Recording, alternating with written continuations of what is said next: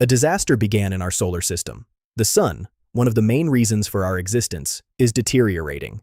It did not take long for scientists to notice that the rays coming from the sun were decreasing.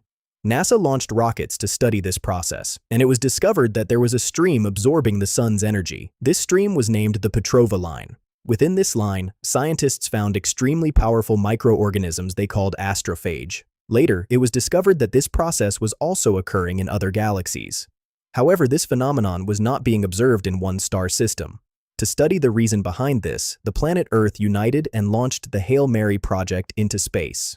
The first 10 years, 2026, it has been 3 months since the Hail Mary spacecraft left for space. You are heading to work in the morning, coffee in your hand, headphones in your ears. On the news podcast, the host is still talking about the same topic. The Hail Mary mission, humanity's last hope. You press the button and turn it off. For 3 months, it has been nothing but this. You are tired of hearing it.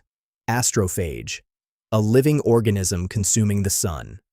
When it was discovered, governments tried to hide it. Scientists denied it. But numbers did not lie. The sun is fading, slowly, inevitably. And humanity found only one answer. 3 people, 1 ship, endless hope. Hail Mary. It is gone now. No longer visible in the sky, and no signal is coming from it anymore. It simply left. The first month was panic. Stock markets crashed. Oil prices doubled within a week, then fell to half their value. Because who would need oil in 30 years? Lines formed in front of banks, riots in Los Angeles, protests in Paris. In Mumbai, religious groups took to the streets saying, "The end of the world has come." But by the second month, people went back home. They ate breakfast. They took their children to school. Because the human mind cannot fully process information like this, life simply goes on. The Cold War between China and America came to a stop. They were no longer looking at each other, but at the sky. The European Union called an emergency session. Russia, India, Brazil, everyone sat at the same table. Stratcom, the Strategic Commission, was established. Officially, not a world government, but in practice, a world government. Social media exploded. Elon Musk wrote on X, "I said this years ago." Several Hollywood stars sold everything they owned and moved to islands. Some bloggers released videos claiming, "Astrophage is fake, it's a conspiracy." Millions of views. People wanted to believe, even if it was a lie. The dimming protocol was announced, an energy conservation plan. Streets became darker. Advertisements were turned off. Las Vegas fell silent. At first, people complained. Then they adapted. Then, it became normal. In schools, physics and biology became matters of life and death.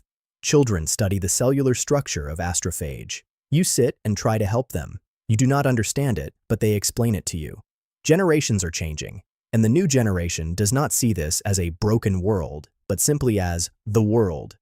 In 2031, the first major crisis struck. Wheat production in Europe dropped by 30%. Sunlight is decreasing.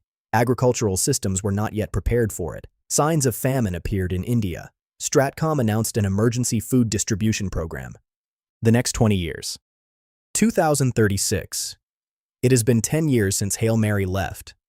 When you woke up this morning, your first thought was not about the ship. It was about breakfast. Which agro-tower products arrived today, whether there are potatoes or not? That is the biggest change.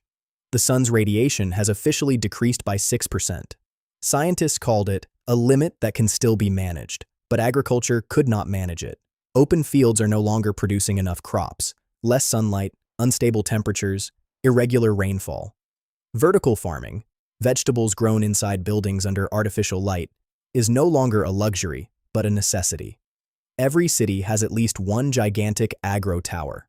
The first time you showed your child a tomato, they asked, "Where does this grow?" If you say, "In a field," they are surprised. They have only seen fields in pictures. Meat is the new gold.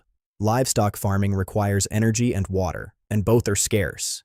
Lab-grown meat became the primary food source starting in 2036. At first, people lost their appetite for it. Then they got used to it. Then restaurants started putting real beef on luxury menus. 1 kilogram, $1,000. The biggest change in politics is that Stratcom is no longer just an advisory body, it is real authority now. Elections still happen, but only for local matters. Global decisions, energy, food, water distribution, are in Stratcom's hands. Some call it a dictatorship, others call it a necessity. What do you call it? You do not really know. Because without Stratcom, the India-Pakistan water crisis of 2037 could have turned into a war. They intervened and stopped it.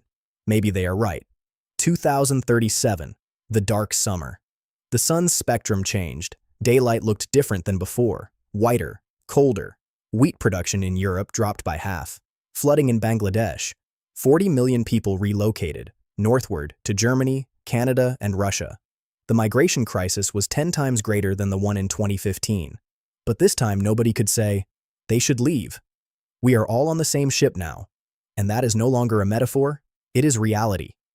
In 2038, China created an internal Stratcom, its own parallel control system alongside the global system. The West condemned it, and sanctions began, but China had already completed its agro-towers and energy infrastructure. The Cold War returned, colder this time, because both sides know there is no time for war.